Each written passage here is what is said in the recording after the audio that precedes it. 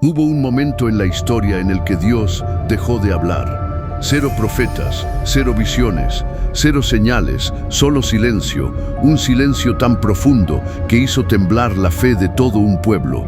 Entre el último versículo de Malaquías y el primer latido del Evangelio, pasaron 400 años en los que el cielo no dijo ni una palabra, y entonces surge la pregunta que nadie se atreve a hacer. ¿Qué hace Dios cuando parece que no está haciendo nada? Porque ese silencio, que muchos sintieron como abandono, en realidad escondía el movimiento más grande que Dios preparó para cambiar el destino del mundo entero. ¿Qué fueron realmente los 400 años de silencio? Cuando hablamos de los 400 años de silencio, mucha gente imagina un vacío oscuro, como si Dios hubiera desaparecido. Pero no fue así. Ese silencio no era ausencia, era intención. Este periodo comienza justo después del profeta Malaquías, el último en hablar con autoridad divina. Él dejó una advertencia, una promesa, y luego simplemente no hubo más voces del cielo. Ningún profeta nuevo, ninguna visión, ningún mensaje directo para un pueblo acostumbrado a escuchar a Dios. Eso fue devastador. Imagínate crecer escuchando historias de Moisés, hablando cara a cara con el Señor, Elías llamando fuego del cielo, Isaías recibiendo visiones que sacudían reyes, y de repente, nada, solo rutina, solo espera, solo silencio, pero ese silencio, lejos de ser un abandono, fue un espejo, expuso la fe real del pueblo, exhibió sus miedos, sus dudas, su cansancio espiritual, porque cuando Dios habla, es fácil creer, pero cuando Él calla, es cuando tu corazón muestra quién sos realmente. Y acá está el contraste más fuerte. Aunque Dios no hablaba, el pueblo seguía esperando, a veces con fe, otras veces con frustración, otras simplemente sobreviviendo al día a día, pero nunca dejaron de mirar al cielo, aunque el cielo no respondiera. Para muchos, esos siglos fueron una prueba brutal. Algunos pensaron que Dios los había olvidado, que su historia había llegado al final. Pero la historia, la verdadera historia, muestra exactamente lo contrario. Porque lo más poderoso que hace Dios ocurre justamente en esos tiempos en los que parece que no está haciendo nada. No te olvides de suscribirte para que estos mensajes sigan llegando a tu vida cuando más los necesitas. El mundo estaba cambiando en las sombras. Mientras Israel miraba al cielo buscando una señal, el mundo debajo de ellos estaba siendo completamente reescrito. Y aunque el pueblo no lo sabía, ese movimiento silencioso no era casualidad, era preparación. Primero vinieron los persas, un imperio enorme, poderoso, que permitió al pueblo judío volver a su tierra después del exilio. Esa restauración fue la primera pieza del rompecabezas. No parecía gran cosa, pero era el comienzo de algo que nadie imaginaba. Después llegó un terremoto cultural, Alejandro Magno. Con él, el mundo entero fue inundado por una sola lengua, el griego, un idioma que cruzó fronteras, que unió pueblos que jamás se hubieran entendido. Para muchos, esta helenización fue una amenaza a sus tradiciones, pero en realidad estaba creando la herramienta perfecta para que un mensaje futuro pudiera viajar sin límites. Luego, otro cambio que parecía caos, la llegada del Imperio Romano. Conquistaban, oprimían, imponían su autoridad, pero a la vez construían caminos, rutas, puertos, una red que conectaba ciudades enteras, una red que, sin que nadie lo notara, iba a convertirse en la autopista del mensaje más importante de todos los tiempos. Y acá está lo sorprendente. La estabilidad política romana, la paz relativa, la infraestructura, todo eso que parecía simplemente parte de la historia, era, en realidad, una enorme plataforma lista para ser utilizada.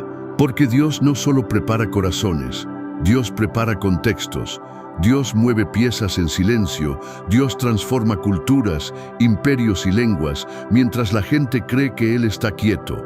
El pueblo veía silencio, pero en realidad Dios estaba moviendo imperios enteros. Cada conquista, cada transición, cada cambio que parecía accidental, estaba alineando el mundo como nunca antes en la historia.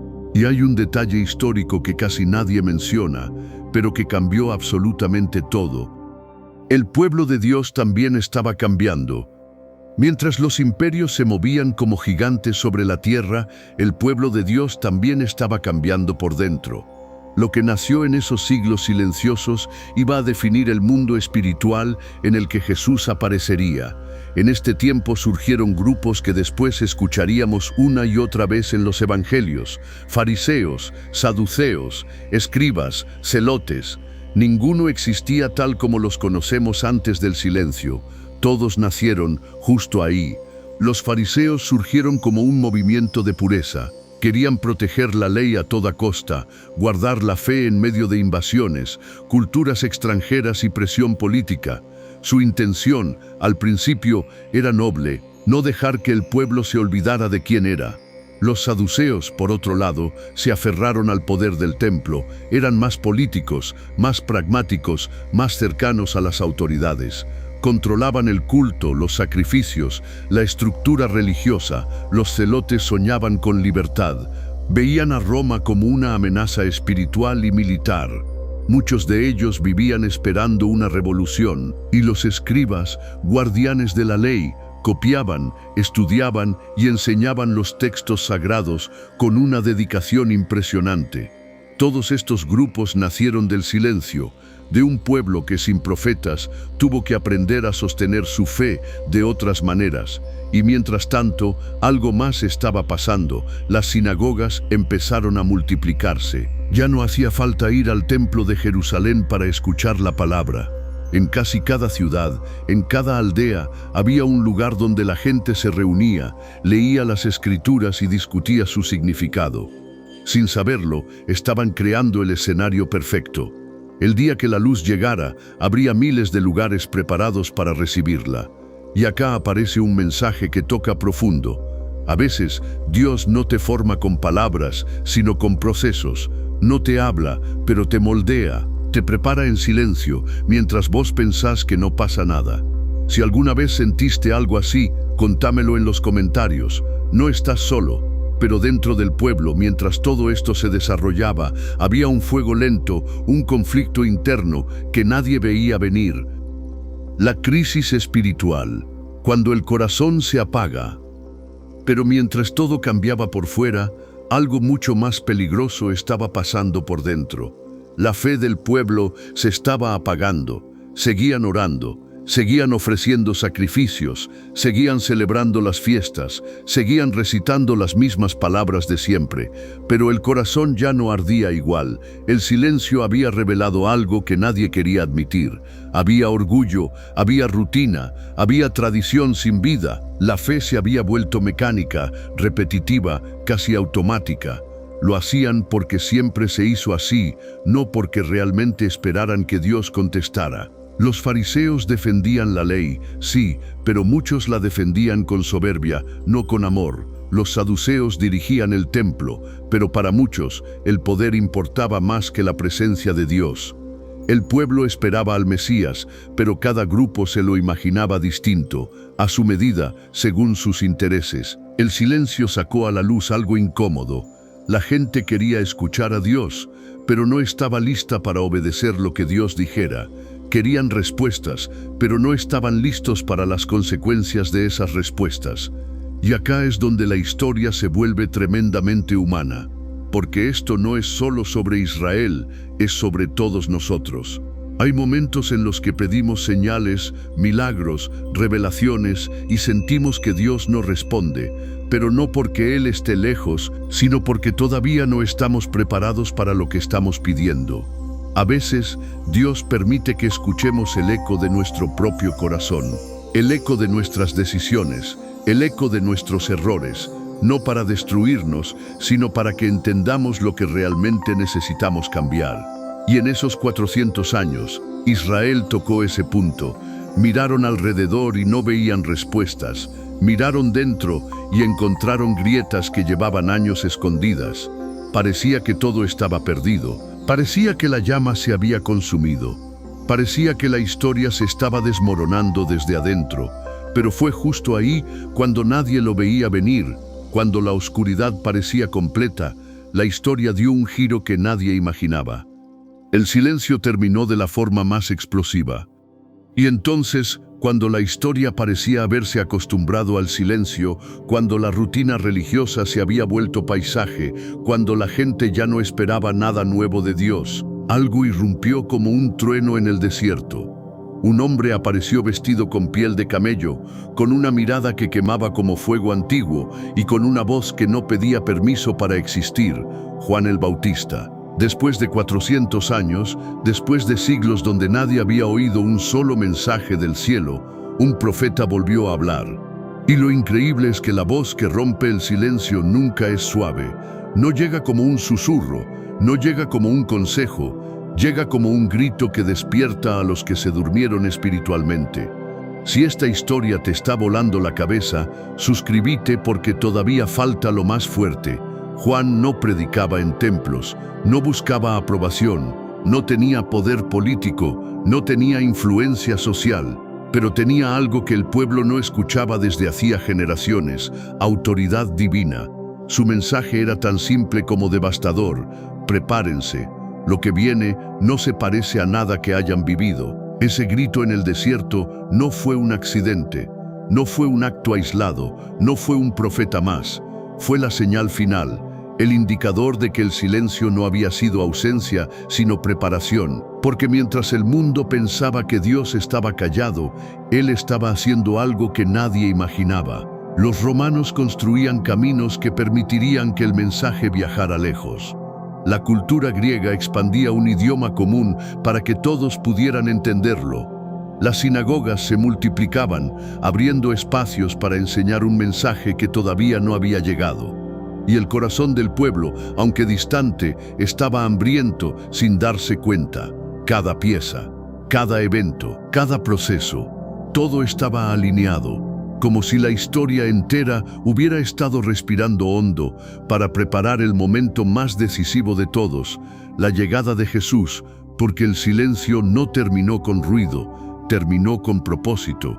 Y sin embargo, hay una razón aún más profunda, una razón que no solo explica la historia, sino que toca directamente tu vida, una razón que cambia cómo entendés el silencio de Dios y el tuyo propio. Y esa razón es la que viene ahora. ¿Por qué Dios guarda silencio actualmente? Y ahora llegamos al punto donde la historia deja de ser historia y empieza a ser tu historia. Porque si todo esto fuera solo arqueología espiritual, no tendría sentido. Si solo habláramos de profetas, de imperios o de culturas antiguas, este video no te estaría tocando como te toca. El verdadero clímax no está en el pasado, está en vos.